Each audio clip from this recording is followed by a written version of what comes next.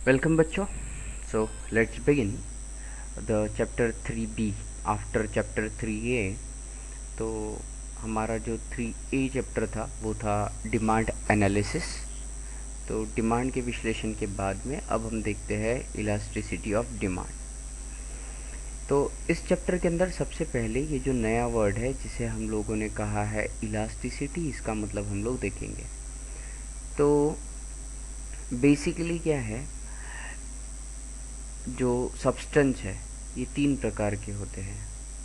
एक होंगे इलास्टिक, दूसरे रहेंगे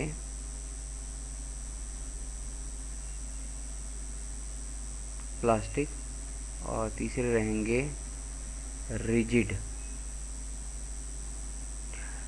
तो यहाँ आपको इलास्टिक सब्सटेंस कौन कौन से होते हैं ये पता करना है. तो इलास्टिक सब्सटेंस कौन से रहते हैं जिनके ऊपर अगर आप फोर्स लगाओगे बच्चों तो ये अपना शेप और साइज़ क्या करते, चेंज करते. और अगर आप ये वाला फोर्स रिटेन कर लोगे, हटा दोगे, तो ये अपने ओरिजिनल शेप और साइज़ के अंदर रिटर्न आ जाएंगे. समझे? तो इलास्टिसिटी ये वाला कॉन्सेप्ट हर उस जगह लगेगा जहाँ पे कोई चीज़ किसी चीज़ के इफ़ेक्ट की वजह से चेंज होती है. तो वो कितने प्रमाण में बदली है, किस पैमाने में बदली है, ये हम पता करते हैं. तो पिछले चैप्टर के अंदर आपने लॉ ऑफ डिमांड देखा जिसने ये बताया कि इन्वर्स रिलेशनशिप है किसके बीच में, क्वांटिटी जो डिमांड की जाएगी उसके बीच में और प्राइस ऑफ कमोडिटी के बीच में इन्वर्स रिलेशनशिप है. ठीक.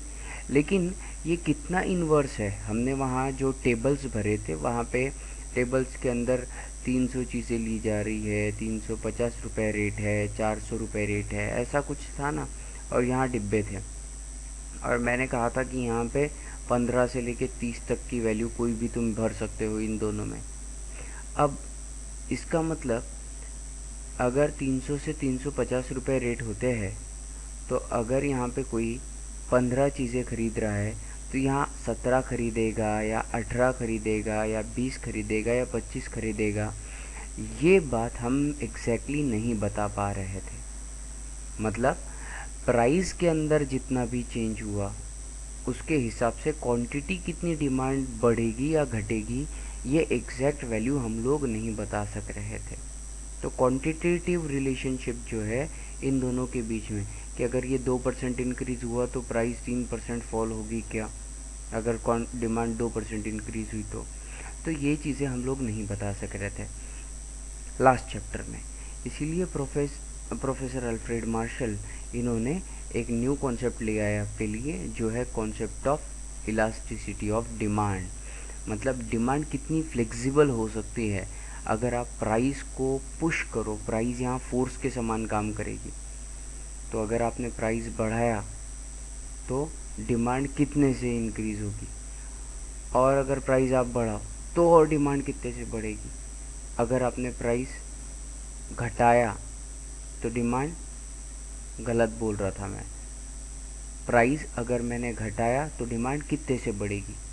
प्राइस अगर और ज़्यादा घटाऊँ तो डिमांड कितने से और ज़्यादा बढ़ने वाली है, और अगर प्राइस इंक्रीज़ कर दिया तो डिमांड कितने से घटेगी.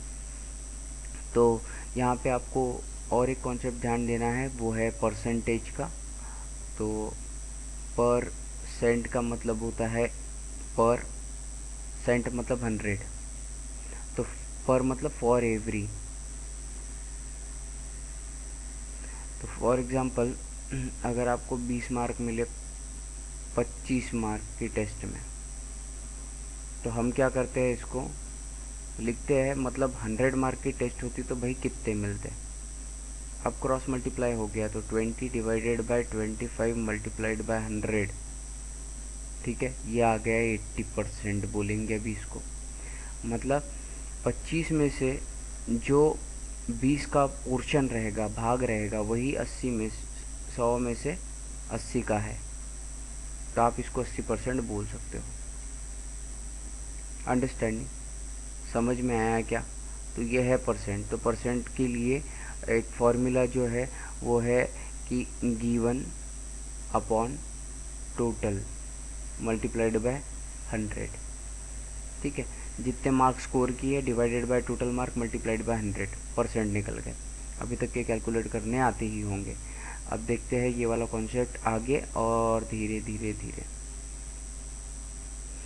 तो concept of elasticity of demand, तो concept of elasticity of demand ये कहता है कि इलास्टिसिटी जो है ये वाला बहुत सारे वेरिएबल्स के ऊपर डिपेंड करता है, लेकिन अगर हमें ये कितना बदल रहा है किसके कारण ये पता करना है तो बाकी सारे वेरिएबल हमको अनचेंज रखने पड़ेंगे, ठीक। इस सर्कमस्टांसेस के अंदर हम ये पता कर सकेंगे कि अगर हमने कोई एक फैक्टर, चाहे वो प्राइस है या और कोई दूसरा फैक्टर है, ये अगर हमने चेंज किया तो उसकी वजह से डिमांड कितनी ज़्यादा डिफ़र करेगी, बदलेगी। तो प्रोफेसर अल्फ्रेड मार्शल के हिसाब से elasticity of demand is great और small according to the amount demanded. मतलब अगर ज़्यादा क्वांटिटी में डिमांड आ गई तो आप बोलो इलास्टिसिटी बहुत ज़्यादा है।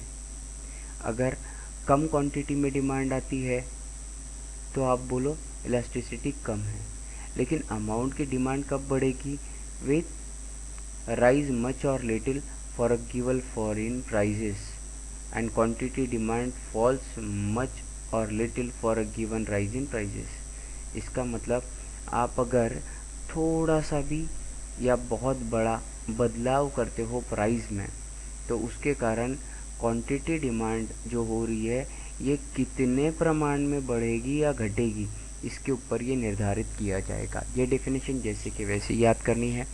सो प्रोफेसर मार्शल के हिसाब से किसी भी चीज़ की इलास्टिसिटी की डिमांड ये ग्रेट है और हाई है, ये डिपेंड करते हैं सबसे पहले कि वो अमाउंट कितनी डिमांड की जा रही है। सिर्फ अमाउंट कितनी डिमांड की जा रही है इसी के ऊपर इलास्टिसिटी हाई और लो नहीं बोलेंगे, बल्कि उसको चेंज करने वाले जो फैक्टर हैं। फॉर एग्जांपल आपने अगर पेट्रोल का प्राइस 1 रुपये सिर्फ घटा दिया और लोगों ने डबल का पेट्रोल भर लिया तो हम बोलेंगे इलास्टिसिटी बहुत ज़्यादा हाई है। यही आपने अगर 2 रुपये घटाया लेकिन उतना ज़्यादा फ़र्क नहीं पड़ा तो हम बोलेंगे इलास्टिसिटी लो है, ठीक। तो ऊपर के डेफिनेशन से आपने देखा होगा कि ये टेक्निकल टर्म है जो आपने इनपुट की क्वांटिटी चेंज करने की वजह से आउटपुट कितना रिस्पांस देता है, हाई रिस्पांस देता है या लो रिस्पांस देता है, इसके ऊपर डिपेंड करेगा। तो यहाँ पे आपको रेशो निकालना है किस चीज़ का, ये इम्पोर्टेंट फार्मूला रहेगा कि चेंज इन क्वांटिटी डिमांड कितनी हो रही है अगर आप परसेंट चेंज इन प्राइस कर रहे हो तो। So percent change in quantity demand divided by percent changes. So types of demand, types of demand ये कुल 3 टाइप की है। पहली इनकम इलास्टिसिटी, दूसरी क्रॉस इलास्टिसिटी, तीसरी प्राइस इलास्टिसिटी। बहुत आसान है। सबसे पहले इनकम इलास्टिसिटी। इनकम इलास्टिसिटी के अंदर अब देखो एक चीज़ हमेशा ध्यान रखनी है कि ऊपर तो डिमांड आएगी सिर्फ, और ये डिमांड किस चीज़ की वजह से बनने वाली है, ये वाला फैक्टर से इसका टाइटल पड़ेगा कि अगर आपने परसेंट चेंज इन इनकम कर दिया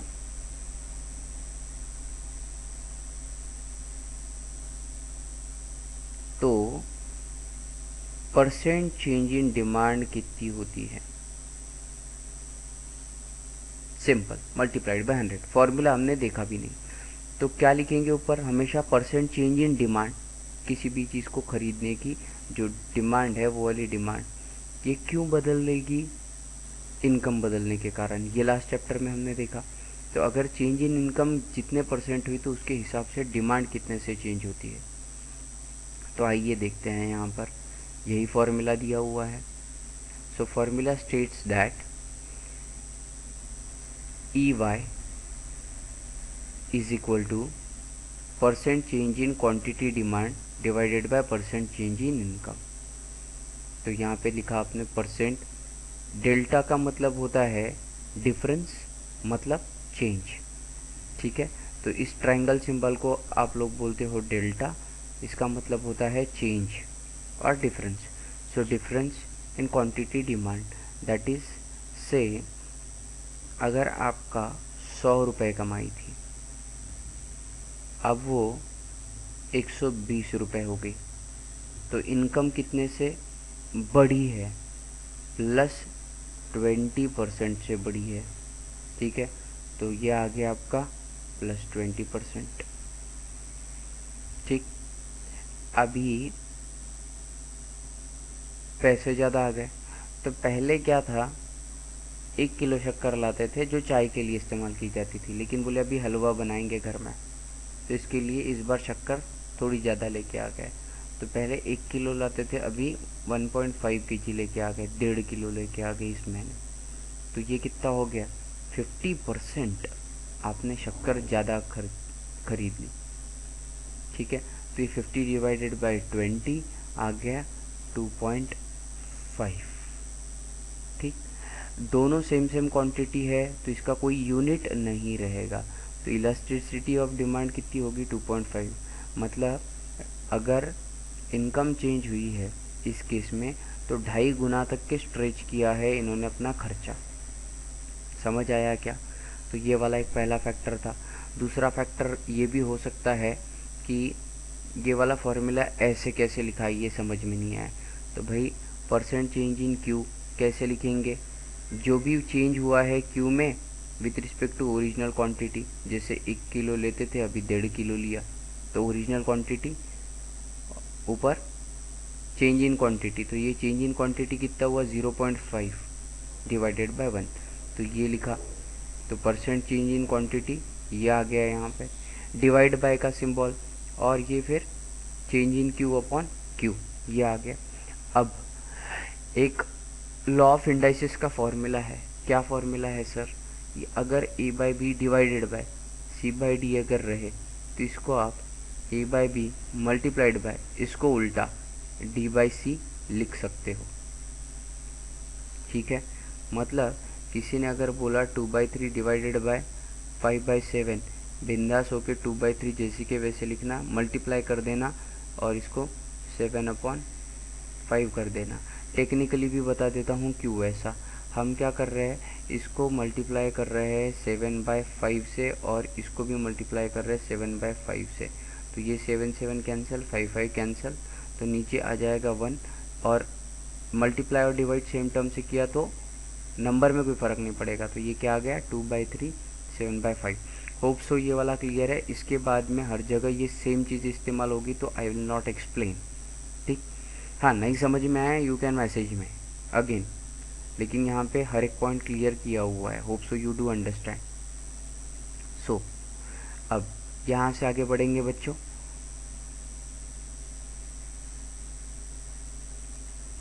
डेल्टा क्यूब, डेल्टा क्या बता रहा है?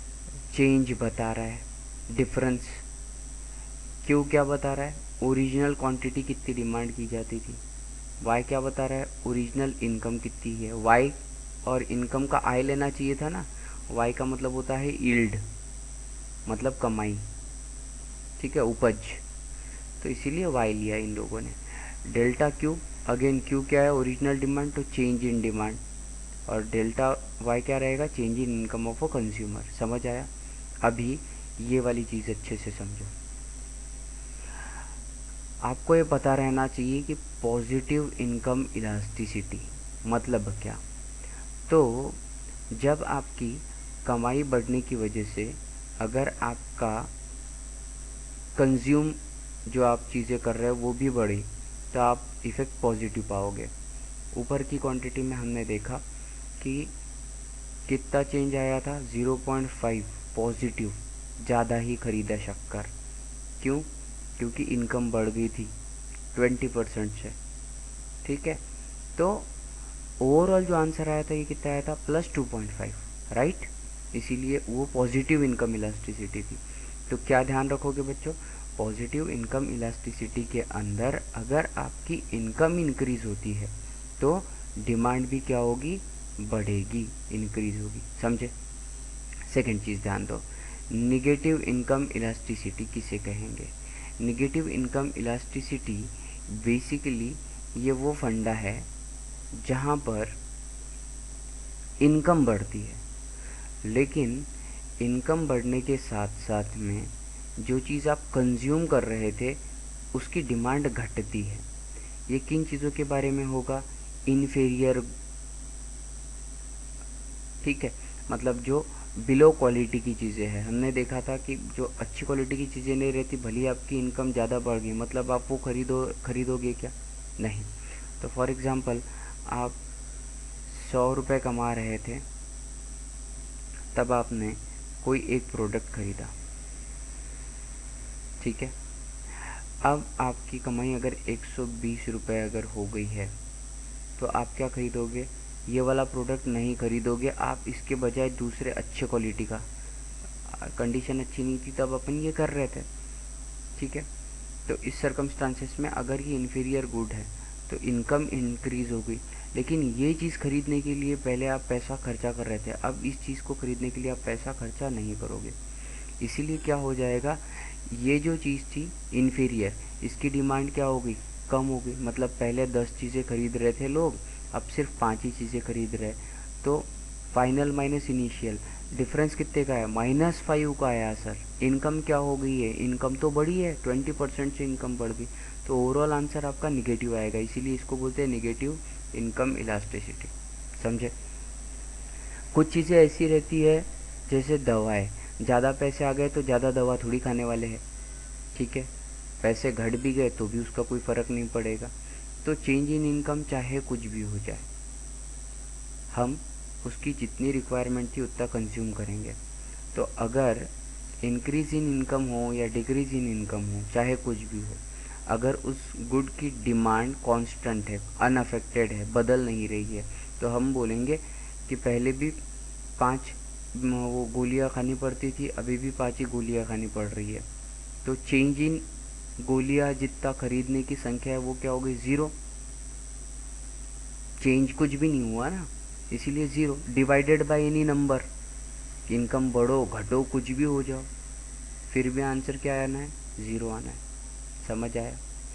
अब ये सारी चीज़ें इंक्रीज़ इन इनकम के बारे में लिखी है। डिक्रीज़ इन इनकम रहेगी तो चीज़ें और ज़्यादा वेरी होगी, उसके बारे में सोचो, वो सिलेबस में नहीं है, ठीक। नेक्स्ट, मतलब इस पार्ट में नहीं है। Cross elasticity. क्रॉस इलास्टिसिटी के लिए आप हमेशा ये चीज़ याद रखो कि क्रॉस इलास्टिसिटी कॉम्प्लीमेंट्री गुड्स या सब्स्टिट्यूट्स के लिए इस्तेमाल किया जा रहा है। याद कीजिए कॉम्प्लीमेंट्री गुड क्या है?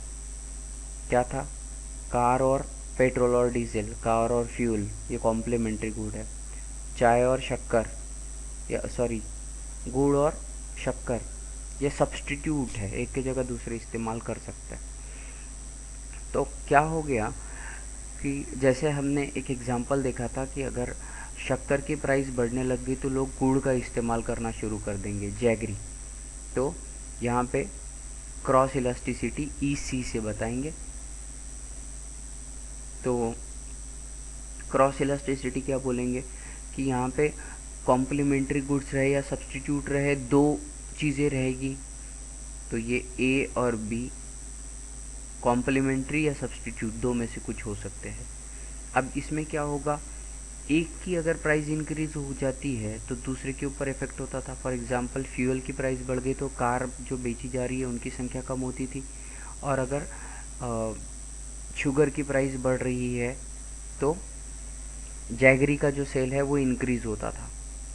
तो यहाँ पे ओरिजिनल कोई तो भी एक कमोडिटी ले लिया आपने ए, और बी ऐसी कमोडिटी है जिसकी प्राइस में चेंज होने की वजह से ए की जो डिमांड है ये चेंज होती जाएगी, राइट।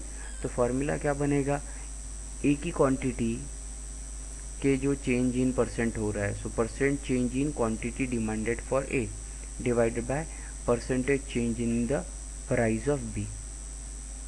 ठीक है, समझ आया? So it's very very very important formula. Again symbolically कैसे बताएंगे हम, तो again EC is equal to percent change in quantity demanded in A divided by percent change in price change of B. ध्यान दो, यहाँ ऊपर क्वांटिटी है, यहाँ प्राइस है। अंडरस्टैंडिंग? क्योंकि पी की प्राइस की वजह से क्वांटिटी चेंज होती जाएगी। अब सेम यहाँ परसेंट जो है इसको कैसे लिखा, तो delta Q upon Q A. Delta Q A that is change in quantity of A की जो डिमांड की जा रही है वो, डिवाइड बाय ओरिजिनली जो ए की क्वांटिटी खरीदते थे लोग वो। डिवीजन है तो ये डिवीजन का सिंबल दे दिया। फिर ये क्यों हुआ है, तो चेंज इन प्राइस जो हुई है बी में वो डिवाइडेड बाय जो ओरिजिनल प्राइस थी वो, तभी तो परसेंट मिलेगा। अब दोनों में मल्टीप्लाइड बाय 100 डिवीजन है रहने की वजह से कैंसिल आउट हो जाएगा। अब इसको उल्टा कर सकते हैं अपन, तो इसीलिए change in Q A upon Q A multiplied by P E upon P E, ये इन्वर्स हो गया। तो यहाँ पर क्यू ए जो ओरिजिनल क्वांटिटी डिमांड कर रहे थे किसी एक कमोडिटी की, वो चेंज इन क्यू ए क्या रहेगा, चेंज इन क्वांटिटी जो ए की डिमांड कर रहे हैं। पी बी क्या रहेगा, पी स्टैंड करता है प्राइस पे, तो प्राइस ओरिजिनली जो बी की कभी हुआ करती थी, और डेल्टा पी बी क्या बताता है, change in price of commodity B. ठीक, अभी देखते हैं यहाँ पे भी पॉजिटिव, निगेटिव और ज़ीरो क्रॉस इलास्टिसिटी है ही मौजूद। तो पॉजिटिव क्रॉस इलास्टिसिटी का मतलब क्या, तो अगर जो भी सब्स्टिट्यूट गुड है उनके लिए ये पॉजिटिव क्रॉस इलास्टिसिटी इन्वॉल्व होगी। जैसे टी और कॉफ़ी, फॉर एग्जांपल कॉफ़ी के रेट अगर महंगे हो गए तो लोग चाय का कंजम्पशन इंक्रीज़ कर देंगे, तो क्वांटिटी ऑफ चाय जो डिमांड है ये बढ़ जाएगी। क्यों, क्योंकि प्राइस भी बढ़ी हुई है। समझ में आया क्या? तो दोनों क्या हो रहा है, पॉजिटिव पॉजिटिव रहने की वजह से इनका रेशियो भी पॉजिटिव आएगा, इसीलिए हम इसे पॉजिटिव क्रॉस इलास्टिसिटी बता रहे हैं। नेक्स्ट चीज़, निगेटिव क्रॉस इलास्टिसिटी कब, तो शुगर की प्राइस बढ़ गई तो इसकी वजह से टी का कंजम्पशन घट गया। कंजम्पशन घट गया मतलब डिफरेंस क्या आएगा, निगेटिव में आएगा। पहले 100 कप चाय बेच रहा था, अब सिर्फ 85 कप चाय लोग पी रहे हैं। तो क्योंकि चाय की प्राइस इसको बढ़ानी पड़ी। क्यों बढ़ानी पड़ी, क्योंकि सर शक्कर के रेट बढ़ गए।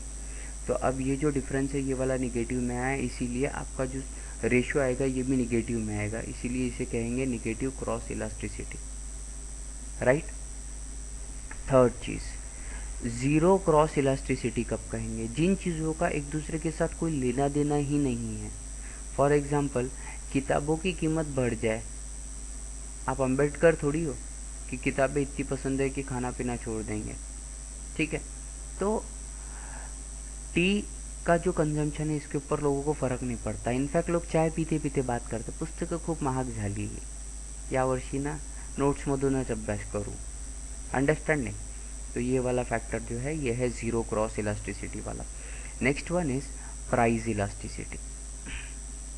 अगेन यहाँ पे प्राइस आ गया भाई, तो प्राइस की केस के अंदर क्या आएगा फिर, तो प्राइस इंक्रीज़ होने से डिमांड क्या होती है, डिक्रीज़ होती है। लेकिन कितनी, तो सबसे पहले प्राइस आ गया बॉटम में कि परसेंट चेंज इन प्राइस जो आपका हो रहा है, कितने प्रतिशत आपकी अगर प्राइस किसी चीज़ की अगर बदली तो उसके कारण कितने प्रतिशत, कितने परसेंट क्वांटिटी की डिमांड बदलेगी, बढ़ेगी या घटेगी, इसके ऊपर डिपेंड करता है ये। तो सिंबॉलिकली आप ये बताते हो ई डी से।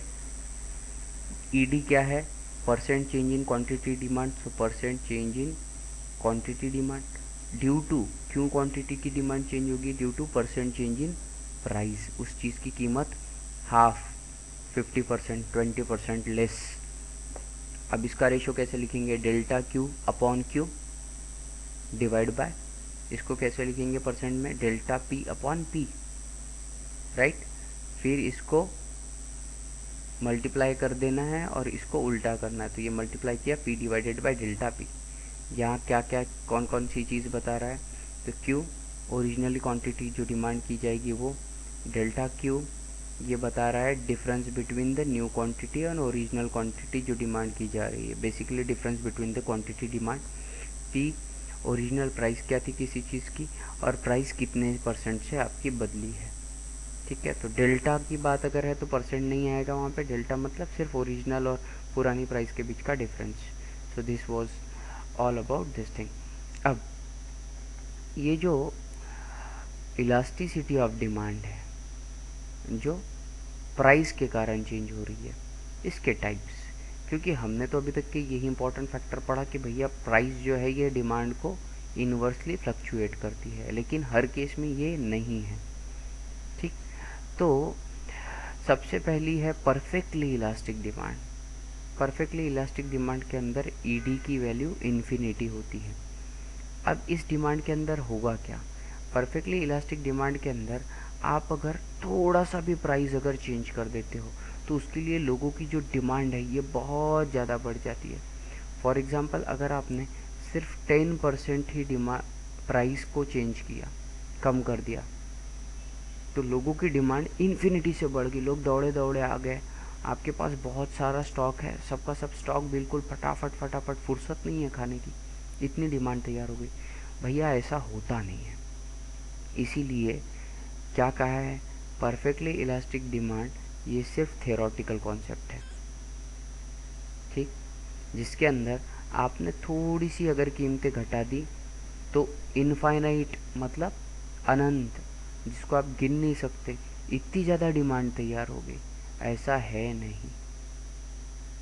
ठीक, तो जब आप प्राइस थोड़ी सी स्लाइट या बिल्कुल ना बदलो, उस समय अगर इनफाइनाइट बहुत सारे लोग जिनको आप गिन भी नहीं सकते, या बहुत सारी क्वांटिटी जो आप काउंट नहीं कर सकते, उसकी आपने डिमांड, अगर डिमांड उतने से बढ़ती है तो इसे परफेक्टली इलास्टिक डिमांड कहेंगे। यहाँ ईडी इक्वल टू रहता है इन्फिनिटी, याद रखना। अभी नीचे 10 है और ऊपर जो आंकड़ा है ये वाला आंकड़ा तो आपको पता ही नहीं है, बहुत बड़ा आंकड़ा, इसीलिए इनफाइनाइट आ गया। या नीचे अगर 0 है और ऊपर थोड़ा भी कुछ नंबर रहा, आपने प्राइस नहीं चेंज की, फिर भी अगर डिमांड बढ़ते जा रही है तो किसी भी नंबर डिवाइड बाय 0 ये भी इन्फिनिटी आता है। एक्चुअली वो नहीं आता है इन्फिनिटी, उसे नॉट डिफाइंड कहते हैं। ये एक गलत नोशन है कि 1 डिवाइडेड बाय 0 को इन्फिनिटी बताओ। Infinity itself is some number, while 1 divided by 0 is not defined. We don't know इसका आंसर क्या आता है। ठीक है, तो जो मैथमेटिकली फिर वो वाला 0 अगर चेंज आपने प्राइस किया तो उसकी वजह से जो डिमांड चेंज हुई वो इन्फिनिटी कभी नहीं आएगी मैथमेटिकली। ठीक है, इकोनॉमिक्स के अंदर चलेगा वो वाला। अब ग्राफ में देखो, क्वांटिटी डिमांड और इधर प्राइस। प्राइस जितनी है, आपने प्राइस के अंदर कुछ भी छेड़खानी नहीं की, प्राइस उतनी की उतनी है, लेकिन पहले दिन जितनी डिमांड थी, दूसरे दिन, तीसरे दिन, चौथे दिन, तो ये डिमांड धीरे धीरे धीरे धीरे बढ़ रही है, इनफाइनाइट डिमांड होते जा रही है ये। ठीक है, आपने प्राइस के अंदर कोई भी चेंज नहीं किया। तो इस तरीके से ये परफेक्टली इलास्टिक डिमांड का जो ग्राफ है ये हम लोग समझे। अब परफेक्टली इनइलास्टिक डिमांड कब कहेंगे। परफेक्टली इनइलास्टिक डिमांड का भी बहुत अच्छा सा कॉन्सेप्ट है कि अगर आपने चेंज इन प्राइस किया लेकिन फिर भी क्वांटिटी जो डिमांड की जा रही है इसके ऊपर किसी भी प्रकार का इफेक्ट अगर नहीं होता है तो आप उसको कहोगे कि परफेक्टली इन इलास्टिक डिमांड है। कोई भी इलास्टिसिटी नहीं है, कोई फ्लेक्सिबिलिटी ही नहीं है प्राइस के कारण। ठीक है, समझे। तो यहाँ पे क्या वाला कॉन्सेप्ट आया फिर कि again ED that is change in quantity demand with respect to change in price demand. आपने 20% से रेट कम कर दिए, प्राइस कम किया, लेकिन डिमांड जो है इसके अंदर कुछ भी चेंज नहीं आया है, जितने पहले लोग खरीद रहे थे उतने ही। सो 0 divided by anything will be 0, इसीलिए ईडी की वैल्यू क्या आ गई, 0। तो ये यहाँ पे दिया हुआ है। परफेक्टली इनइलास्टिक डिमांड के अंदर क्या होता, जो ऐसी चीज़ें हैं हमको बेसिक है, ज़रूरत वाली लगती है, जैसे सॉल्ट है, मिल्क है, तो ये क्यों खरीद के रखेंगे। वैसे देखा जाए तो ये भी रेयरली ऑकर होता है, ज़रूरी नहीं कि ये भी आपको मिलेगा ही।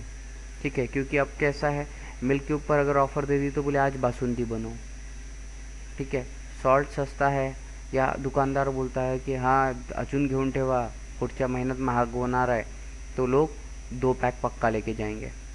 ठीक है,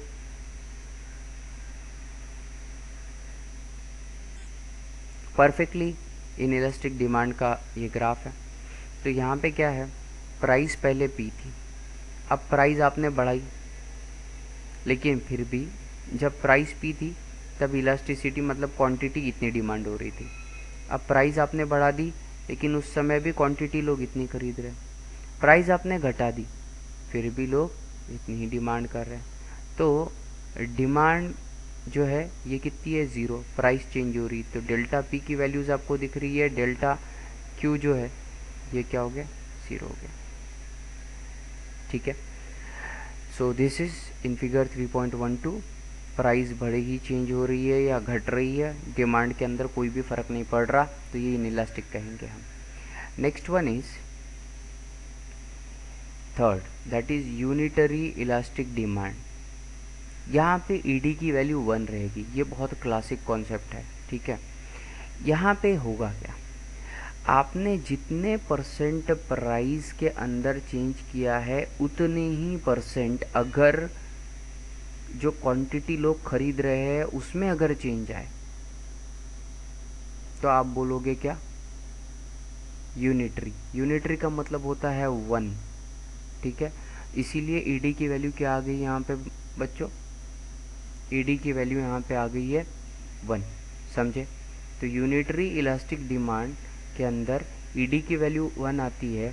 1 आने के लिए न्यूमरेटर और डिनोमिनेटर में सेम वैल्यू चाहिए, मतलब जितना परसेंट आप प्राइस को चेंज करोगे उतना ही परसेंट क्वांटिटी के भी अंदर जो परचेस कर रहे हैं या डिमांड कर रहे हैं वो चेंज होनी चाहिए। अगर आपने 50% प्राइस घटा दी तो लोग जितनी चीज़ें खरीद रहे हैं उन्होंने 50% ज़्यादा खरीदनी चाहिए।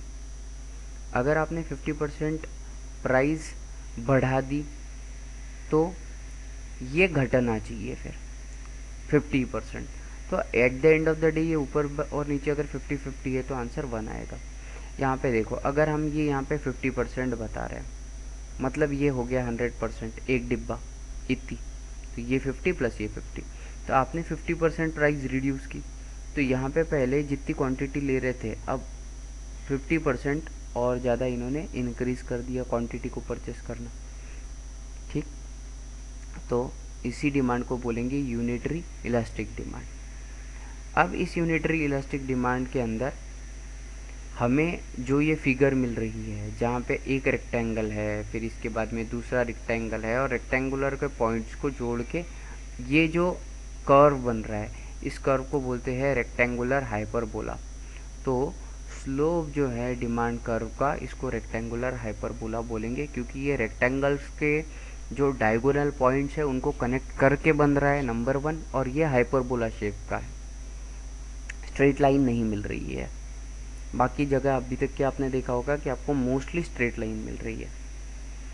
Now 4th point, relative elastic demand. अब ये ईडी के कंपैरिजन में या जो यूनिटरी इलास्टिक डिमांड है इसके कंपैरिजन में 2 पार्ट, कि अगर ये ईडी लेस देन 1 है और ईडी की वैल्यू ग्रेटर देन 1 है तो इसके रिलेशन में जो डिमांड क्रिएट होती है इसको हम लोग बोलते हैं relatively elastic demand.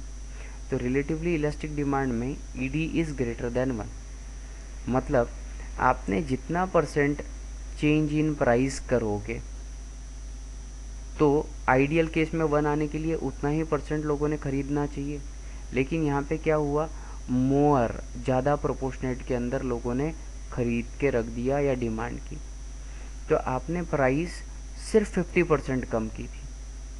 Price reduction कितना किया, 50%, लेकिन लोगों ने जितना पहले खरीद रहे थे उससे 2 गुना ज़्यादा, मतलब 100% ज़्यादा खरीदा, तो ईडी की वैल्यू क्या आ गई, 2। वापस से ग्राफ की मदद से समझने की कोशिश करेंगे। वाई एक्सिस जो बताता है प्राइस, अब प्राइस ओरिजिनली ये थी, मतलब प्राइस ये थी 100% प्राइस, और यहाँ पे लोग क्यों इतनी क्वांटिटी खरीद रहे हैं। अब क्या हुआ कि प्राइस हमने हाफ कर दी, मतलब 50% से प्राइस आपने कम कर दी, तो ये आ गया ऊपर आपका 50%, 50% से प्राइस हुआ चेंज। लोगों ने ये जो क्वांटिटी है इसका यहाँ पे डबल, तो ये 50 और 50 ऐसे 100% लोगों ने ज़्यादा या 100 क्वांटिटी ज़्यादा परचेस की। ठीक है, तो अगर 100 रुपये कीमत थी तो लोग अगर 50 चीज़ें खरीद रहे हैं तो आपने 50% मतलब 50 रुपये अगर प्राइस कर दी तो लोगों ने 100 चीज़ें और एक्स्ट्रा खरीद ली। तो यहाँ पे 100 डिवाइडेड बाई 50, यहाँ पे ईडी की वैल्यू अगर ग्रेटर देन 1, ज़रूरी नहीं कि ऐसा ही हो। ठीक है, ईडी की वैल्यू 2, 2.5, 3 जो हमने पीछे कैलकुलेट किया था वहाँ पे ई की वैल्यू क्या आई थी, 2.5 आई थी। तो वो किस कैटेगरी के अंदर जाएगा, फिर इसी कैटेगरी के अंदर आएगा, relatively elastic demand. Relatively elastic के अंदर जितना परसेंट आपने प्राइस चेंज किया है उससे ज़्यादा परसेंट से डिमांड चेंज होती है। इसमें नेक्स्ट है रिलेटिवली इनइलास्टिक डिमांड। यहाँ ईडी की वैल्यू लेस देन 1 आती है। इस केस के अंदर क्या होगा बच्चों, इस केस के अंदर अब जैसे रिलेटिव है तो हमको पता चल गया कि भाई प्राइस रिलेटेड आ गया है यहाँ पर, और वो 1 से जुड़ा हुआ होगा तो वैल्यू 1 से कम आएगी। इनइलास्टिक बोला मतलब क्या है, इनइलास्टिक बोला मतलब कंजूस है, इतना ज़्यादा छूटेगा नहीं उसके हाथ से पैसा। तो भले ही प्राइस आप रिड्यूस कर रहे हो लेकिन जितना प्रतिशत आपने प्राइस रिड्यूस किया है, क्वांटिटी की डिमांड उतने प्रतिशत कभी भी नहीं तैयार होगी, उससे कम ही तैयार होगी। मतलब आपने 50% प्राइस रिड्यूस कर दिया, आपको ऐसा लग रहा था कि कम से कम पहले जितने बेचे जा रहे उसके 50% और बेचे जाएंगे। ठीक है, मतलब पहले अगर आप 50 चीज़ें बेच रहे थे तो अब 75 बेचेंगे क्योंकि आपने प्राइस 50% से कम कर दी। लेकिन क्या हुआ, केवल 25% ही आपका सेल हुआ। तो जिस प्रोपोर्शनेट के अंदर आप प्राइस को चेंज कर रहे हो उससे अगर कम प्रोपोर्शनेट के अंदर डिमांड होती है, कम परसेंट में अगर डिमांड होती है तो आप कहोगे ये रिलेटिवली इनइलास्टिक डिमांड है। यहाँ पे ईडी की वैल्यू 1 से कम आएगी। तो अब ईडी की वैल्यू हमने अलग अलग जगह अलग अलग तरीके से देखी है, इसका ग्राफ भी देख लेते हैं, इतना ही क्यों छोड़े। तो प्राइस पहले 100 रुपये थी, अब आपने घटा के कर दिए 25 रुपये। तो 100 रुपये के अंदर कितनी चीज़ें खरीद रहे थे लोग, 50 चीज़ें खरीद रहे थे। अब आपको ये एक्सपेक्टेड था कि ये और 50 खरीद ले अगर मैंने 50% रेट कम किया तो, लेकिन क्या हुआ, लोगों ने और 10 ही चीज़ें लेके गए आपसे, या 12 चीज़ें लेके चले गए। तो आपने प्राइस जितने परसेंट से कम की थी, ये जब लोग सेल लगाते हैं ना 20-30%, ऐसा नहीं है कि मन में आ गया इसीलिए 20-30% मार दिया, बिल्कुल नहीं होता ऐसा। ठीक है, ये बहुत ही कैलकुलेटिव टर्म होता है। अगर आप आगे इकोनॉमिक्स पढ़ोगे, आप फाइनेंशियल प्लानिंग पढ़ोगे तो किसी चीज़ के ऊपर अगर 0.5% भी अगर कम करते हो अमाउंट तो उसकी वजह से डिमांड उतनी तैयार होती है क्या, पहले ये चेक करते हैं तभी वो वाली प्राइस कम की जाती है। ऐसा मन में आ गया इसीलिए कुछ भी वैल्यू के सेल नहीं लगाए जाते। ठीक, तो this was very important concept. Now अब इसका रिवीजन, ये जो पार्ट है, ओके हम हाँ पीछे चले गए थे बुक में। सबसे पहले तो आइडेंटिफाई करो किस टाइप की डिमांड है। यहाँ पे क्या है, मेडिसिन, प्राइस कितनी भी चेंज करो सर, मेडिसिन ज़्यादा थोड़ी ना खाएंगे, तो ज़ीरो कौन से टाइप के अंदर आएगा,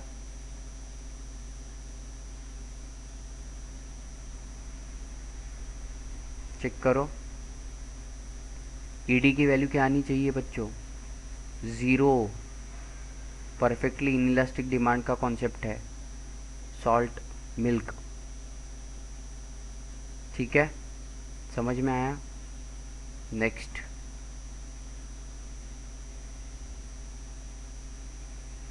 कॉस्मेटिक्स सेल जब रहेंगे तब ज़्यादा से ज़्यादा चीज़ें खरीदी जाती है, ब्रांडेड खास करके। स्कूल का यूनिफॉर्म ये ऐसे ही है, ठीक है, स्कूल ने अगर बोला है तो ख़रीदना पड़ेगा ही। एयर कंडीशनर है, लेकिन रिलेटिवली इनइलास्टिक तरीके से है।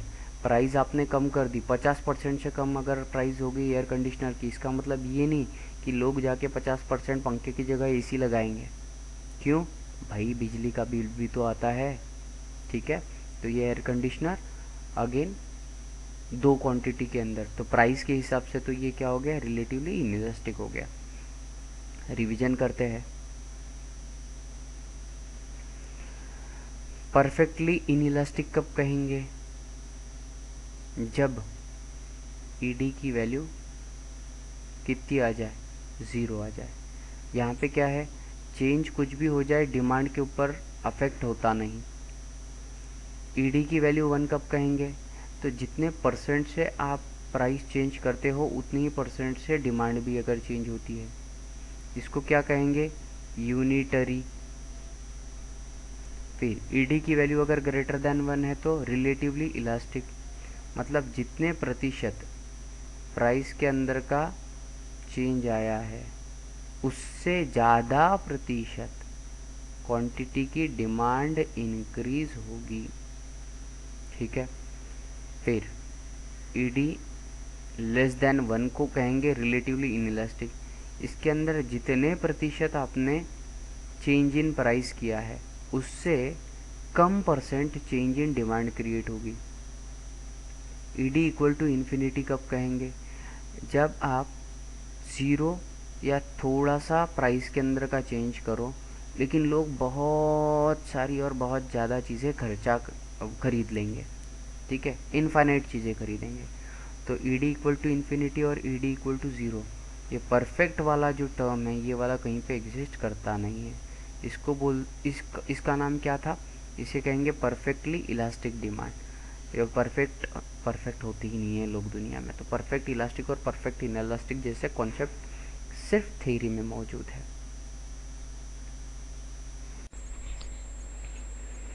So welcome to the methods of measuring price elasticity of demand. So अब ये क्या है नया, तो इसमें ऐसा रहेगा कि हम अलग अलग तरीके से गिनने की कोशिश करेंगे क्या, इलास्टिसिटी ऑफ डिमांड। लेकिन इलास्टिसिटी ऑफ डिमांड कैसे, टाइम और प्राइस के कॉन्टेक्स्ट में होती है, तो हम price elasticity of demand measure करने की कोशिश करेंगे। The very first method which we are having is ratio और परसेंटेज मेथड। प्रोफेसर मार्शल के द्वारा ऑलरेडी ये वाली मेथड हम लोग इसके पहले पढ़े हैं। इस मेथड के अंदर हम लोग डिमांड और प्राइस इसका रेशियो लेंगे, और ये जो रेशियो लिया जाएगा इसमें हम लोग या तो डिफरेंस का रेशियो लेंगे या तो परसेंटेज का लेंगे। तो देखते हैं ये कैसे कैलकुलेट किया जाता है। तो अगर आप प्राइस इलास्टिसिटी कैलकुलेट करेंगे तो ये इलास्टिसिटी है कुछ इस टाइप से। हम लोग कितने परसेंट प्राइस चेंज हुआ है ये लिखेंगे, और अबव आएगा कितने परसेंट क्वांटिटी फिर डिमांड के अंदर चेंज हुई है। अब ये फॉर्मूला आप ऑलरेडी पढ़े हो। यहाँ पर ED equal to change in quantity demanded with respect to original quantity divide by change in price with respect to original price, multiply होके ये इन्वर्स हो गया, तो ये आ गया फॉर्मूला। अब इसे एक एग्जांपल की मदद से समझने की कोशिश करते हैं। तो बच्चों मान के चलो कि 20 रुपये किलो किसी एक चीज़ का प्राइस है, और उस समय कोई एक व्यक्ति 10 किलो से शक्कर घर पे 10 किलो लेके जा रहा है। तो ओरिजिनली ये 20 रुपये किलो अगर रहेगा तो 10 किलो परचेस होगा। अब जैसे ही क्या हो गया, प्राइस इंक्रीज़ हुई 20 का 25 रुपये, तो क्वांटिटी डिमांडेड नॉर्मल क्या होगा, कम होगी। तो इसीलिए ये अब 9 ही किलो ले गया है, राइट। अब फॉर्मूला रखते देखते हैं। तो सबसे पहले ओरिजिनल प्राइस कितनी थी, 20 रुपये, नई प्राइस कितनी है, 25 रुपये। तो डिफरेंस कितना हुआ प्राइस में, 5 रुपये का। ठीक है, तो यहाँ पे हम लोग रखेंगे 5 रुपये, और ओरिजिनल प्राइस कितनी थी, कितने कितने प्राइस के अंदर कितने में डिफरेंस हुआ है, तो 20 रुपये के अंदर 5 रुपये का डिफरेंस पड़ा, तब जाके 25 हुआ। तो बेस क्या हो गया, 20 रुपये मल्टीप्लाइड बाय क्वांटिटी के अंदर का डिफरेंस 10 और 9, 1 किलोग्राम का फ़र्क पड़ा, तो 1 का डिफरेंस है। ओरिजिनल क्वांटिटी के पहले कितनी ले रहे थे, 10, तो ये हो गया 2/5, तो 2/5 ये आ गया इसका आंसर। तो यहाँ पर हम लोग देखेंगे तो ये आ जाता है 2/5 दैट इज़ 0.4, जो कि लेस देन 1 है। अब अगर ईडी की वैल्यू लेस देन 1 आती है तो हम क्या कहते हैं, रिलेटिवली इनइलास्टिक। अगर ईडी की वैल्यू ग्रेटर देन 1 आती है तो क्या कहते हैं, रिलेटिवली इलास्टिक। तो अब यहाँ पे दो चीज़ें हमको समझने मिलती है कि परसेंटेज जो मेथड है, इससे हम प्राइस को चेंज करते करते डिमांड कितनी चेंज हो रही है ये हम कैलकुलेट करने की यहाँ कोशिश कर रहे हैं, राइट। अब यहाँ पे कुछ कंक्लूजन।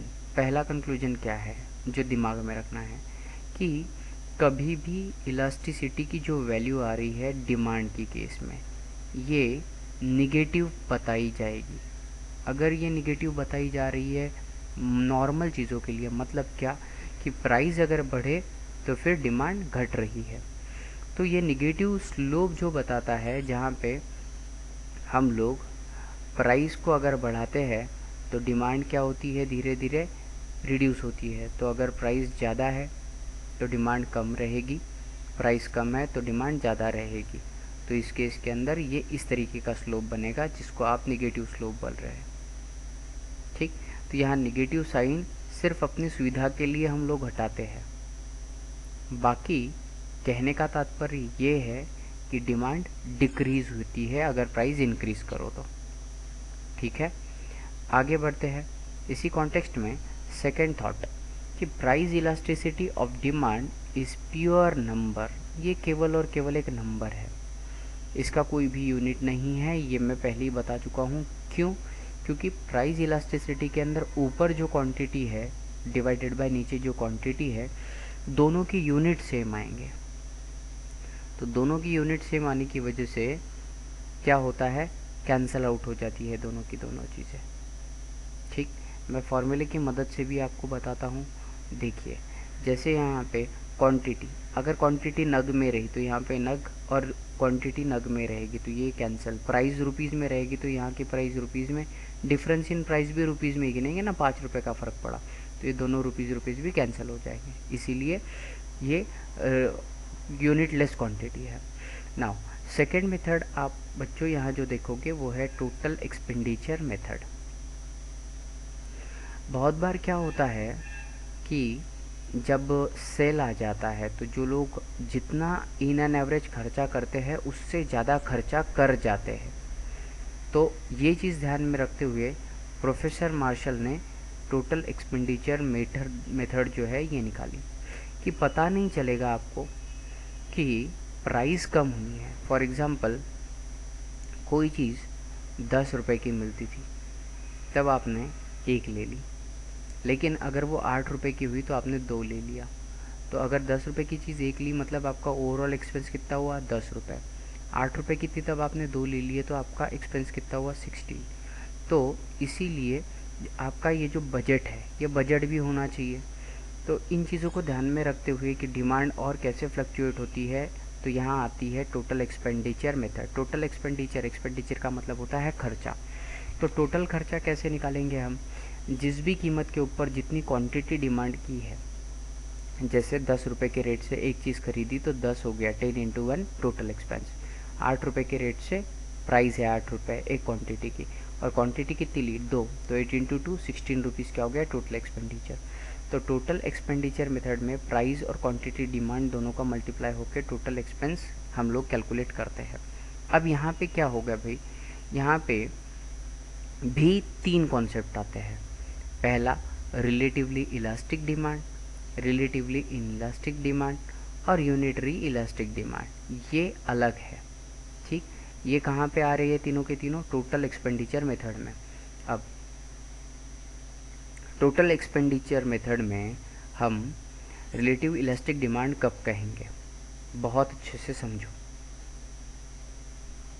जब भी प्राइस अगर चेंज हुई और प्राइस चेंज होने की वजह से लोगों ने पहले जितना एक्सपेंस करते थे उससे अगर ज़्यादा खर्चा किया तो ईडी की वैल्यू ग्रेटर देन 1 आएगी। ठीक है, और उस केस में हम कहेंगे कि ये क्या है, रिलेटिव इलास्टिक डिमांड है। आओ एग्जांपल देखते हैं।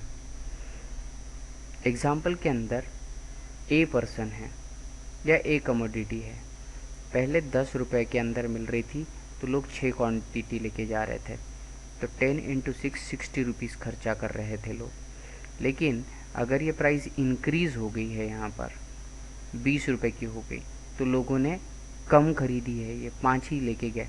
लेकिन ये 20 इंटू 5 हो रहा है 100, मतलब लोग पहले से ज़्यादा खर्चा कर रहे हैं, भले ही लोग कम क्वांटिटी घर लेके जा रहे हैं फिर भी।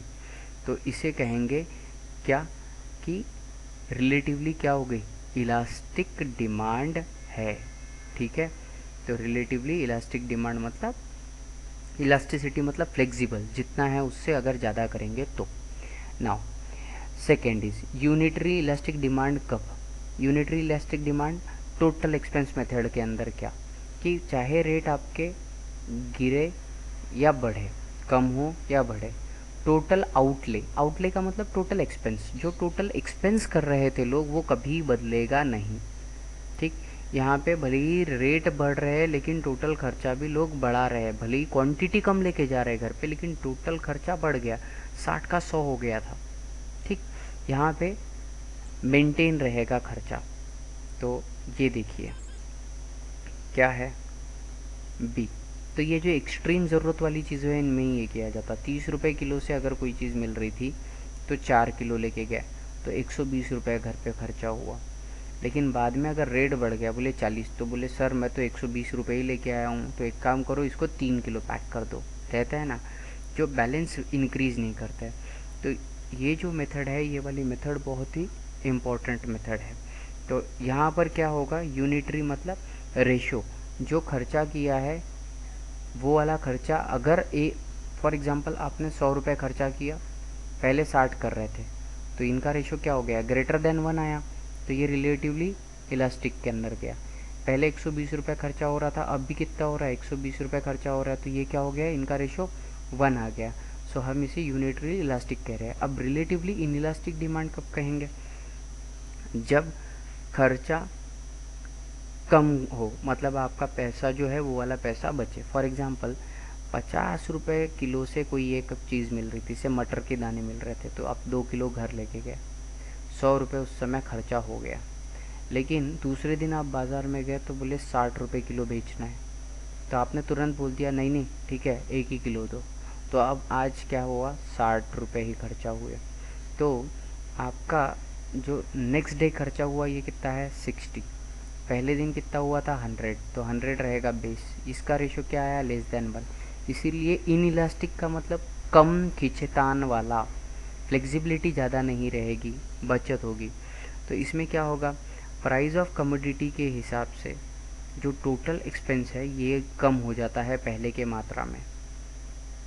तो वापस से इन 3 चीज़ों को दोहराएंगे। टोटल एक्सपेंडिचर मेथड के अंदर टोटल खर्चा ये हमारा बेस पकड़ा जाएगा, अगर आज जितना खर्चा हो रहा है उससे ज़्यादा अगर खर्चा होता है तो प्राइस चेंज होने की वजह से हम रिलेटिवली इलास्टिक बोलेंगे उसको, क्योंकि उसका रेशो ग्रेटर देन 1 आएगा। रेट बढ़ो या घटो उसकी वजह से जितना टोटल खर्चा पहले हो रहा था अगर उतना ही अभी हो रहा है तो दोनों का रेशो 1 आएगा। एंड थर्ड वन इज़ कि रिलेटिवली इनइलास्टिक डिमांड मतलब पहले जो खर्चा हो रहा था उससे खर्चा भी कम हो रहा है, भले ही रेट प्राइस इंक्रीज़ हो या डिक्रीज़ हो। समझ आए नाउ।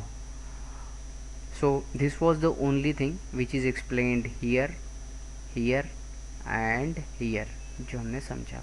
अब ये वाला एक क्वेश्चन है कि find out as the price of peanut pack increase, मूंगफली के दाने का पैक की प्राइस अगर 5% से बढ़ गई, the demand of the number of peanuts fall bye 8%, 8% से डिमांड घट गई, तो what is the elasticity of demand for peanut. अरे भाई क्वांटिटी के अंदर कितना चेंज हुआ, 8%, और प्राइस में कितना चेंज हुआ था, 5%, so it's greater than 1, so it's relatively elastic demand. Understanding? So this is the thing.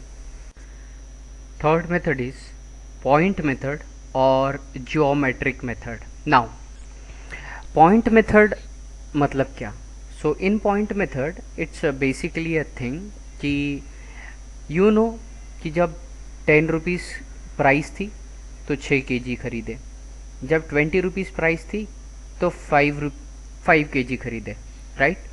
लेकिन अगर 15 रुपये प्राइस रहेगी तो कितना खरीदेंगे? This is the question. 18 रुपये प्राइस रहेगी तो कितना खरीदेंगे? तो अगर हम ये जानना चाहते हैं तो उस समय हमारे सामने आता है पॉइंट मेथड और जियोमेट्रिक मेथड.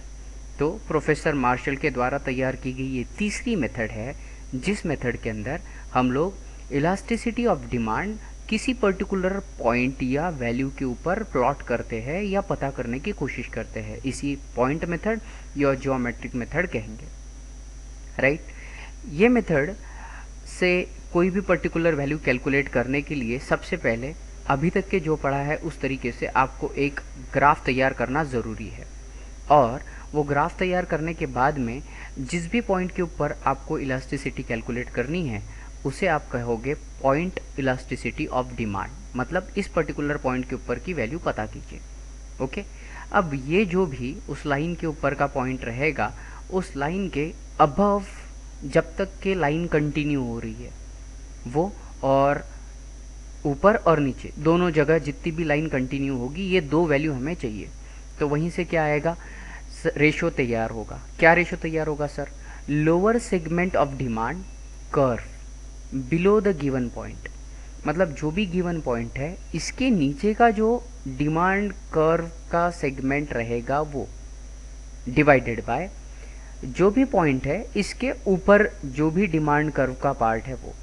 तो बेसिकली सिंपल तरीके से अगर ये कहेंगे कि अगर आपका ये वाले कर्व या अगर ये वाला डिमांड कर्व है तो, या ये डिमांड की आपकी जो वैल्यू है, अगर आपको इस पॉइंट पे पता करना है तो आप क्या करोगे, दिस वैल्यू, ये क्या हो गई लोअर वैल्यू, डिवाइडेड बाय क्या करोगे, अपर वैल्यू करोगे. अंडरस्टैंड? सिंपल. अब ये जो कर्व है, मतलब जो डिमांड की अलग अलग वैल्यू क्वांटिटी के पॉइंट ऑफ व्यू हम लोग प्लॉट करते हैं, जिसे हम डिमांड कर्व भी कहेंगे, ये दो तरीके से आता है. अगर आपकी क्वांटिटी और जो प्राइस है ये दोनों एक सिंगल लाइन दे रहे हैं तो इसे लीनियर डिमांड कर्व कहेंगे. और अगर जो भी वैल्यू आपको मिल रही है, मतलब आपकी जो क्वांटिटी डिमांड है और प्राइस है, ये दोनों के दोनों अगर मतलब परफेक्टली चेंज नहीं हो रहे तो कुछ इस तरीके से डी वाला एक कर्व मिलेगा, ये भी आपका डिमांड कर्व है. अगर ये लाइन नहीं रहेगी तो इसे नॉन लीनियर, मतलब लाइन न रहने वाला डिमांड का कर्व कहेंगे. और अगर लाइन है तो इसको लीनियर डिमांड कर्व इस शब्द से हम लोग लिखते हैं. ओके, नाउ अभी तक के हमने जो पढ़ा है उसी चीज़ों के साथ में जुड़कर हम आगे देखते हैं यहाँ पर कि यहाँ पे जो एक्स एक्सिस है, ये वाला एक्स एक्सिस बता रहा है कि कितनी क्वांटिटी डिमांड कर रहे हैं, ठीक है. और वाई एक्सिस जो है, ये वाई एक्सिस बता रहा है कि प्राइस कैसे कैसे चेंज हो रही है, ठीक. अब वाई एक्सिस पे ए एक पॉइंट है और बी एक पॉइंट है. वाई एक्सिस पे ए ये वाला एक पॉइंट और एक्स एक्सिस के ऊपर बी ये वाला पॉइंट है. ये दो पॉइंट कौन कौन से रहेंगे? ये वो पॉइंट रहेंगे जहाँ से लेके जहाँ तक हम कहते हैं कि इलास्टिसिटी चेंज हो रही है. क्योंकि यहाँ पे क्या हो गया, यहाँ पे क्वांटिटी ज़ीरो हो गई, मतलब इसके पहले परचेस होगा ही नहीं. और इसके बाद क्या हो गया, इसके बाद में आपकी जो मैक्सिमम प्राइस है वो वाली प्राइस अटेन हो गई थी, और यहाँ पे मैक्सिमम क्वांटिटी ऑफ डिमांड ख़त्म हो गई. तो ये मिनिमम क्वांटिटी और मैक्सिमम ज़्यादा से ज़्यादा डिमांड इतनी हो रही है, इसके बाद में डिमांड ही नहीं है. ओके, तो अब यहाँ से हम लोग देखते हैं कि किस तरीके से ये वाली वैल्यू चेंज होगी. सो अब सर ये अपर और लोअर वाला जो पार्ट है, ये वाला पार्ट अच्छे से क्लियर नहीं है, कोई दिक्कत नहीं है. आप इस हर एक यूनिट को 1 यूनिट 1 यूनिट 1 यूनिट 1 यूनिट, यहाँ पे भी 1 unit 1 unit 1 unit 1 unit consider कर लो, ठीक है. अब देखो, अब अगर हम लोग किसी एक पर्टिकुलर पॉइंट P की बात करें, या तो आप AB जो है ये 8 सेंटीमीटर की लेंथ का कंसिडर कर लो। AB कितना है? 8 सेंटीमीटर का। अगर 8 सेंटीमीटर है तो ये कितना सेंटीमीटर रहेगा? 2, ये रहेगा 2, ये भी रहेगा 2 और ये भी रहेगा 2, राइट। अब अगर आपको पॉइंट P के ऊपर इलास्टिसिटी कैलकुलेट करने के लिए कहा है तो क्या था फॉर्मूला? फॉर्मूला वापस से चेक करो रिकॉल करने के लिए। इससे नीचे लोअर सेगमेंट में कितनी वैल्यू है और डिवाइडेड बाय अपर सेगमेंट में कितनी वैल्यू है, राइट। तो P इस पॉइंट के लोअर सेगमेंट में 2 + 2 4, दैट इज PB का डिस्टेंस, और PA पे 4, ये वाला डिस्टेंस। तो 4 divided by 4, answer is 1। Okay, तो इसीलिए ED की वैल्यू या तो फिर हमारी जो डिमांड है उसकी जो इलास्टिसिटी रहेगी ये कितनी है? यूनिटरी है, मतलब 1 है। ठीक है, यही यहाँ पे बताया हुआ है, यूनिटरी इलास्टिक इस पॉइंट के ऊपर रहेगा। ठीक, अब अगर आप P1 ये वाला पॉइंट ले रहे हो तो ये वाला P1 पॉइंट है। P1 के नीचे कितना है? P1 से B तक का डिस्टेंस 2 डिवाइडेड बाय, अब P1 से ऊपर वाला कितना रहेगा सर? तो P1 से ऊपर वाला है 2 + 2 + 2 दैट इज 6। सो ये यहाँ पे आ गया 2 divided by 6 that is 1 divided by 3, मतलब 0.333। मतलब ED की जो वैल्यू है ये क्या हो गई? लेस देन 1 है। तो इस पर्टिकुलर पॉइंट पे हम लोग क्या कहेंगे कि डिमांड कैसी है? रिलेटिवली इन इलास्टिक है। ठीक है, और अब आप यहाँ से ना एक और कंक्लूजन भी निकाल सकते हो कि E की जो भी वैल्यू आप ले रहे हो तो ये इससे नीचे, मतलब ED = 1, तो इस पर्टिकुलर पॉइंट से नीचे ये जितना भी पॉइंट रहेंगे इस हर के ऊपर ED की वैल्यू क्या आएगी? Less than 1। अब यहाँ पे अगर B ये वाले पॉइंट पे ED की वैल्यू अगर कैलकुलेट करने की बारी आई तो यहाँ पे इसके नीचे कुछ भी नहीं है तो 0 डिवाइडेड बाय ऊपर कितना है? 2 + 2 + 2 + 2 that is 8। So 0 divided by 8 will be again 0, इसीलिए यहाँ पे ED की वैल्यू क्या आती है? 0 आती है। और यहाँ पर लोअर में कितना है? 8, अपर में कितना है? 0। Any number divided by 0 is actually not defined, लेकिन हम यहाँ पे इकोनॉमिक्स में इन्फिनिटी बताएंगे।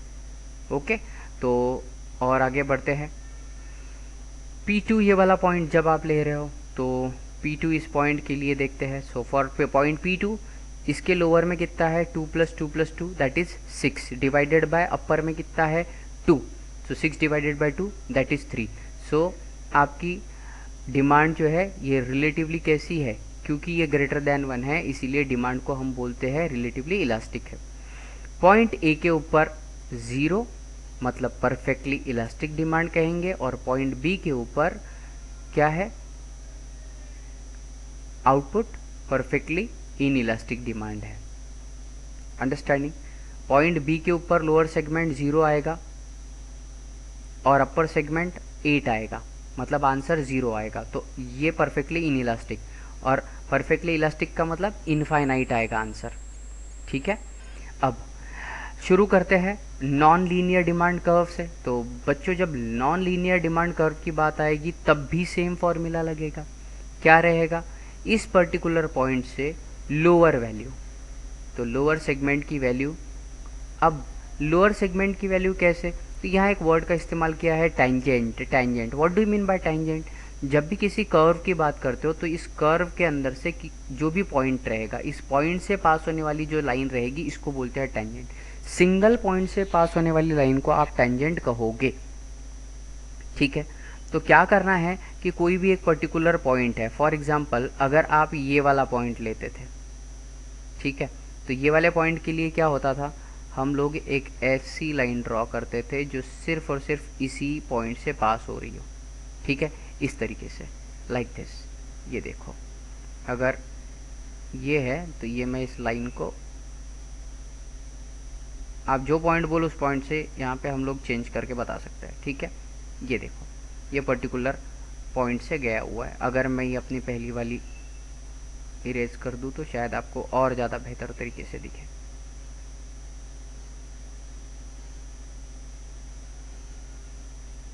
ठीक है, तो ये वाला पॉइंट है।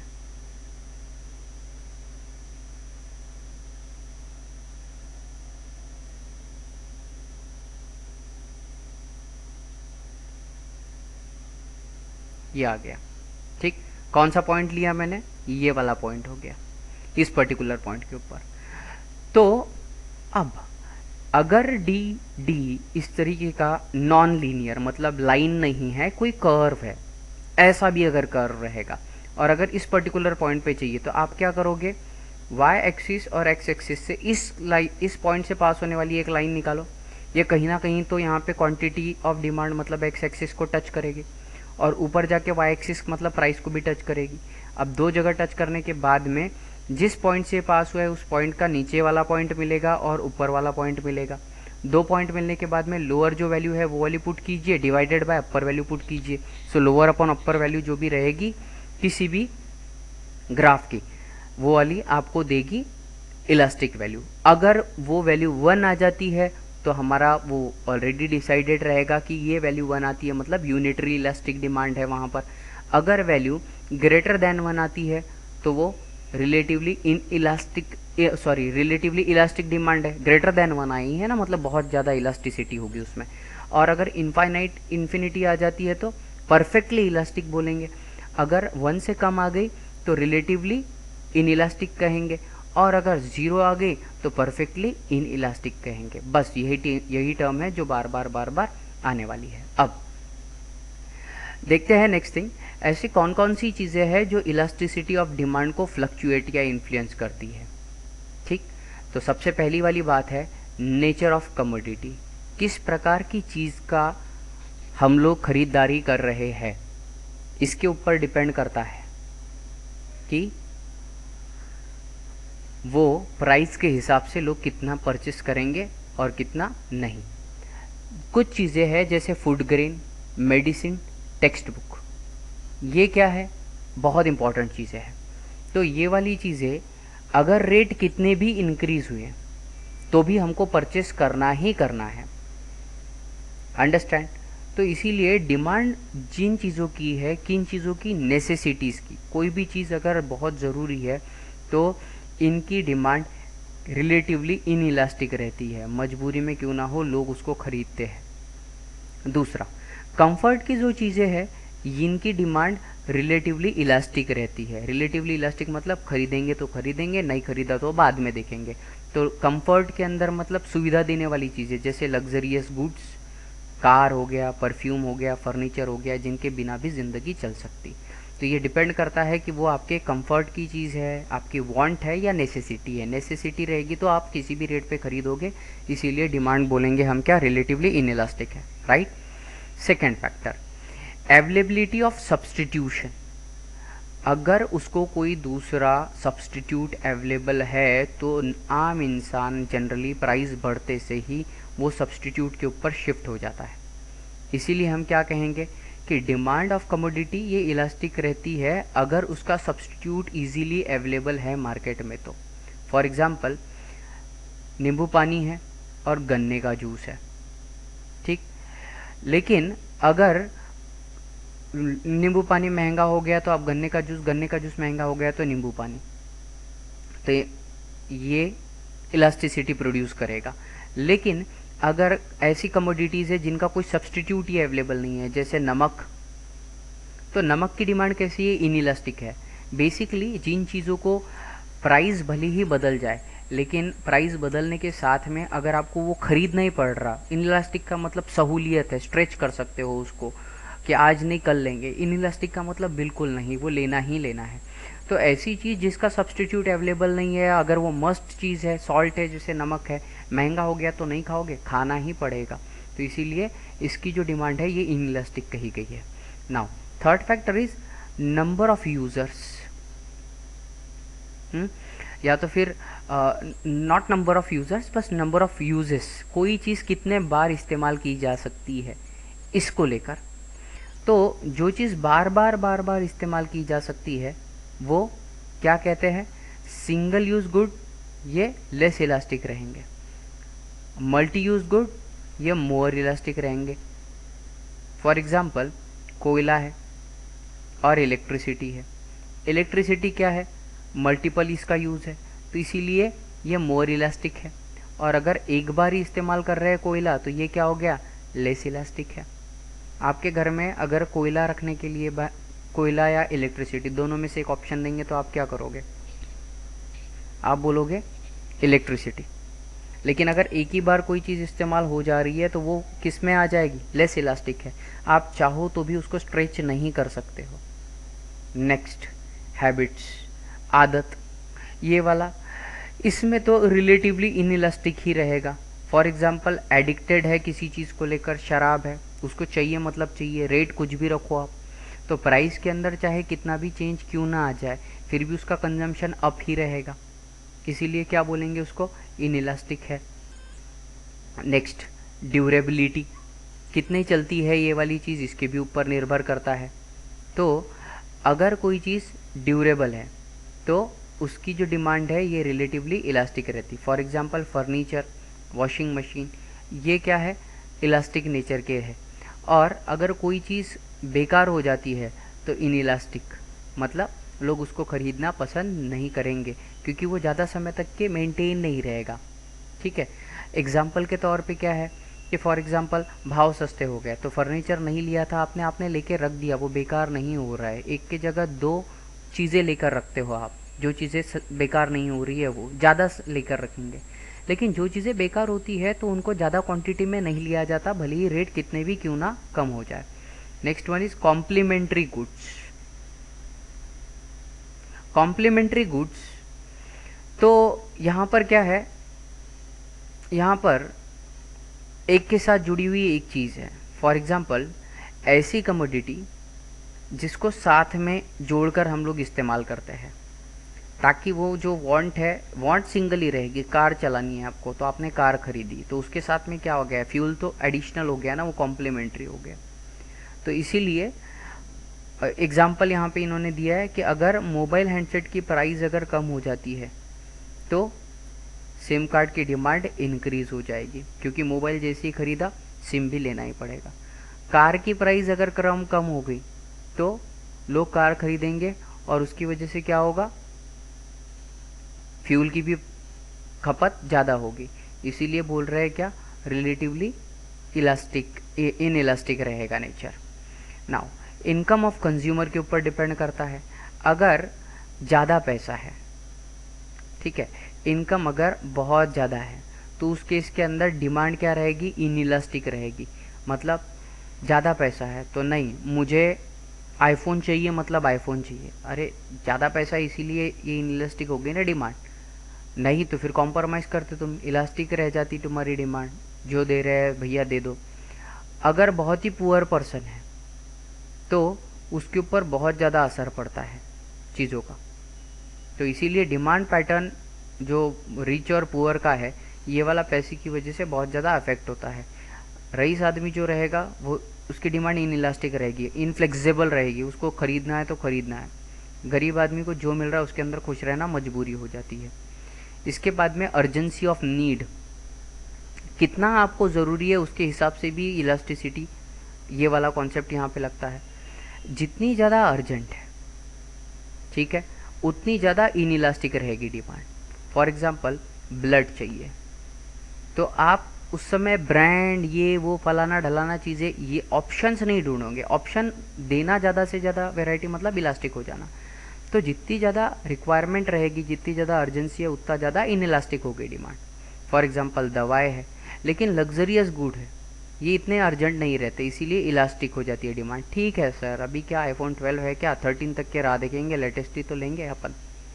फिर इसके बाद में टाइम पीरियड के ऊपर भी डिपेंड करता है कि डिमांड किस तरीके से प्रोड्यूस होती है। इनफैक्ट प्राइस के अलावा टाइम यही एक फैक्टर है जो सबसे ज़्यादा इन्फ्लुएंस करेगा। ठीक, जैसे अगर टाइम ही नहीं पर्टिकुलर, बल्कि टाइम अगर समय की लंबाई भी ज़्यादा हो जाती है। फॉर एग्जांपल अगर ज़्यादा लंबे समय तक के अगर कोई बात कर रहा है, ठीक है, या तो फिर लंबे समय की अगर हम बात कर रहे हैं तो यहाँ पे हम लोग ये बोल सकते हैं कि ज़्यादा समय दे रहे हैं उसको, 1 महीना दिया, 2 महीना दिया, तो इलास्टिसिटी उनकी इंक्रीज हो जाती है। इसीलिए दुकान के अंदर आप जाओ ना तो वो रेट तोड़ तोड़ के आपको तभी के तभी खरीदने लगाते हैं, क्योंकि उसको पता है कि ग्राहक अगर दुकान से बाहर जाएगा तो हो सकता है उसका माइंडसेट चेंज हो जाए। माइंडसेट चेंज हो जाए तो हो सकता है वो क्वेश्चन करे कि लूँ या ना लूँ, तो फिर इलास्टिसिटी ऑफ डिमांड क्या होगी, स्ट्रेच होगी। लेकिन अगर आप उसको तब के तभी अगर क्लोज कर देते हो तो फिर डिमांड क्या हो जाती है, कम हो जाती है। ठीक है, क्योंकि हो सकता है कि आपने जितना समय दिया उस दौरान उसकी जो कंजम्पशन की हैबिट है वो वाली उसकी जुड़ जाए, बदल जाए, या तो फिर उसको उससे सस्ती चीज़ मिल जाए, तो उस केस के अंदर ये वाला फैक्टर इन्फ्लुएंस करेगा। So these are the factor which are influencing the elasticity of the demand. Now you should know ऐसी कौन सी चीज़ें हैं जो निर्धारित करेंगी, तो इसको हमने बोला डिटर्मिनेंट्स। अब ये डिटर्मिनेंट मतलब जैसे अवेलेबिलिटी ऑफ फैक्टर, अगर फैक्टर बहुत ज़्यादा क्वांटिटी में अवेलेबल है तो इलास्टिसिटी ऑफ डिमांड प्राइस के कंपैरेटिवली कैसी चेंज होती है, इसका ये वाला टेबल है। अभी तक के आपने जो पढ़ा ये पूरी की पूरी चीज़ें एक ही टेबल के अंदर इन्होंने सम अप करके देने की कोशिश की। फॉर एग्जांपल, अगर बाकी के फैक्टर अगर अवेलेबल रहे और बहुत ज़्यादा पैमाने में अवेलेबल रहे, फॉर एग्जांपल आपने टाइम दे दिया बहुत ज़्यादा, तो टाइम देने की वजह से डिमांड क्या हो गई, रिलेटिवली इलास्टिक हो गई, वो सोचेगा, देखेगा, बाद में खरीदेगा। लेकिन अगर टाइम वाला फैक्टर, टाइम या और भी कोई फैक्टर, तो अवेलेबिलिटी ऑफ फैक्टर अगर बहुत कम है, उसको कोई स्कोप ही नहीं दिया, तो उस सर्कमस्टांसेस पे रिलेटिवली इनइलास्टिक है, वो खरीदेगा ही खरीदेगा। नेचर ऑफ कमोडिटी हमने पहले देखा, अगर बहुत ही ज़रूरतमंद चीज़ है तो इनइलास्टिक है, ऑप्शन ही नहीं है, उसने खरीदना ही खरीदना है। लेकिन लग्जरियस गुड है, देखेंगे सर, सोचेंगे, आज नहीं लिया तो भी काम चल जाएगा, इसीलिए रिलेटिवली इलास्टिक हो जाती है डिपेंड। तो अगर खरीद रहा है मतलब इनइलास्टिक है, अगर नहीं खरीदेगा, सोचेगा, देखेगा, टाइम ज़्यादा लेगा, तो इलास्टिक बोलने का। फिर थर्ड वन इज़ हैबिट, अगर बहुत ही हैबिचुअल है, मतलब उसको लत लगी हुई है, तो अब भी के अब भी होना, मतलब वो थोड़ी भी फ्लेक्सिबिलिटी नहीं देगा, मतलब इनइलास्टिक है रिलेटिवली। अगर उसको आदत नहीं लगी है उस चीज़ की, तो वो सोचेगा, परखेगा, उसके बाद ही लेगा, मतलब रिलेटिवली इलास्टिक हो गया। टाइम पीरियड के बाद में अगर तभी के तभी खरीदने लगा है तो खरीद लेगा, रिलेटिवली इलास्टिक, दिमाग में ऑप्शन नहीं आएगा, कुछ ना कुछ ले लो ना मैडम अभी। और उसके बाद में लॉन्ग रन में ठीक है ना, आप पूरा मार्केट घूमिए फिर आइए और गलती से चले गए मार्केट घूमने, सस्ती मिल गई तो हो गया कबाड़, तो रिलेटिवली इलास्टिक, फ्लेक्सिबल हो जाता है। पोस्टपोनमेंट ऑफ कंजम्पशन, आज नहीं कल खा सकते हैं, अगर ऐसी थोड़ी भी पॉसिबिलिटी रही तो इलास्टिसिटी इंक्रीज हो जाती है, तो हम बोलेंगे रिलेटिवली इलास्टिक। आज उसने बोला कि मेरा पिज्ज़ा खाने का मन है, लेकिन जाने दो, कल सवेरे खाएंगे, कल सवेरे काम में बिजी हो गए, खाया ही नहीं, ख़त्म हो गई डिमांड। अब इम्पॉसिबल और पोस्टपोन, ब्लड चाहिए अभी के अभी, इन इलास्टिक है, जहाँ से मिल रहा है जैसे मिल रहा लेकर आओ। और last point in this table is number of use of the commodity, अगर कोई चीज़ स्पेसिफिक है तो वो रिलेटिवली इनइलास्टिक है। फॉर एग्जाम्पल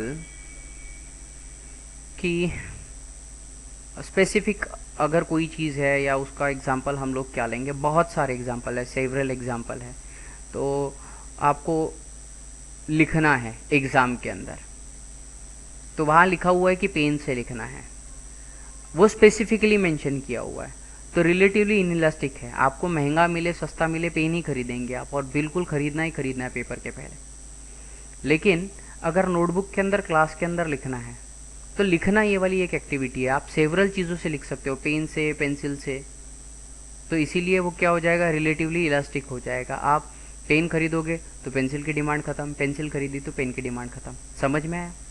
ठीक है, तो this is the thing which was provided in this chapter.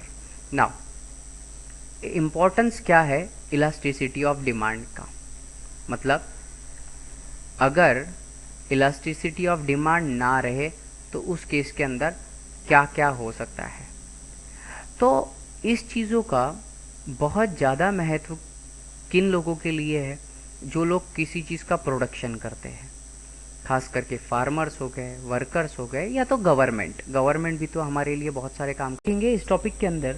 कि अल्फ्रेड मार्शल ने जितनी भी चीज़ें बनाई हैं, इनमें से लॉर्ड केन्स के हिसाब से ये सबसे महत्वपूर्ण चीज़ है। ये किसी भी चीज़ के प्रोडक्शन करने वाले, मतलब चाहे वो प्रोड्यूसर रहेंगे, फार्मर रहेंगे जो खाने पीने की चीज़ें प्रोड्यूस करते हैं, या वर्कर रहेंगे जो कंपनी के अंदर प्रोड्यूस करते हैं, और देश चलाने वाली सरकार, इन सभी के हिसाब से बहुत ज़्यादा महत्वपूर्ण कॉन्सेप्ट है। तो आइए एक एक करके देखते हैं कि किस तरीके से ये इम्पोर्टेंट है। सबसे पहले इम्पोर्टेंस टू प्रोड्यूसर, किसी भी चीज़ के प्रोडक्शन करने वालों के लिए ये किस तरीके से इम्पोर्टेंट है। देखो, कोई भी अगर इंसान कोई चीज़ प्रोड्यूस करता है तो उसको प्राइस तो डिसाइड करनी है, जिस प्राइस पे उसको सेल करना है, ठीक है। तो एक तो रहेगा क्या, मैन्युफैक्चरिंग कॉस्ट, मतलब कितनी रुपए में उसको वो वाली चीज़ बनी, से 70 रुपए के अंदर वो चीज़ बनी, लेकिन बेचना कितने में चाहेगा, क्योंकि मन तो लाचार है, मतलब लालची है। हो सकता है वो 80 में बेचे, हो सकता है 100 में, हो सकता है 120 में, वॉट एवर द मार्जिन जो वो प्रॉफिट की खुद के लिए डिसाइड करता है वो उसके हाथ में है ना, लेकिन उसने किस प्राइस में बेचनी चाहिए। तो ये चीज़ डिसाइड करने के लिए इलास्टिसिटी ऑफ डिमांड वाला जो कॉन्सेप्ट है, ये वाला बहुत ज़्यादा इंपॉर्टेंट है। तो अगर वो जो चीज़ प्रोड्यूस कर रहे हैं वो क्या है, उसकी डिमांड रिलेटिवली इन इलास्टिक है, मतलब वो लोगों को खरीदनी ही पड़ती है, ठीक, उसको कोई ऑप्शन नहीं है, तो वो ज़्यादा प्राइस डिटरमाइन कर सकते हैं, मतलब वो हायर प्राइस जो है वो उसके लिए रख सकता है। लेकिन अगर वो प्रोडक्ट ऑप्शनल प्रोडक्ट है, लग्जरी वाला प्रोडक्ट है, तो फिर उसको क्या है, प्राइस वाइसे वर्सा चेंज करनी पड़ सकती है। समझ में आया।